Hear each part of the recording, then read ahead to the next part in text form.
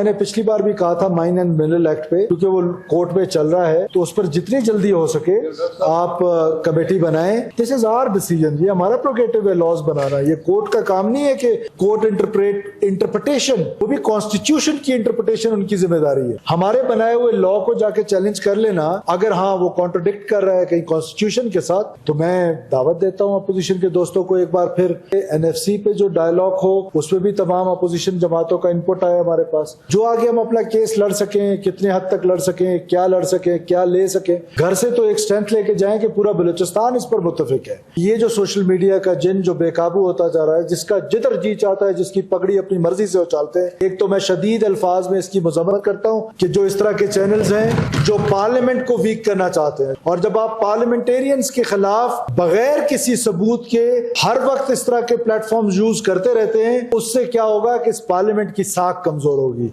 मिलके ये फैसला कर ले कि जो किसी पे इल्जाम लगाता है तो वो फिर साबित भी करे। ये मजाक बना लिए कि इधर जो छोटे छोटे ग्रुप्स बनाए हुए हैं, लोगों को ब्लैकमेल करते हैं, हमारी ब्यूरोक्रेसी को ब्लैकमेल कर रहे होते हैं, पॉलिटिशियंस को ब्लैकमेल कर रहे होते हैं, और अनफॉर्चुनेटली हम में से बहुत सारे लोग उनका हिस्सा हैं। हमारे खिलाफ कोई सबूत है तो पाकिस्तान ने इदारे बनाए हैं, करा ले जितनी मर्जी इंक्वायरी रहमत बलोच साहब के खिलाफ करानी, ले आए ना सबूत।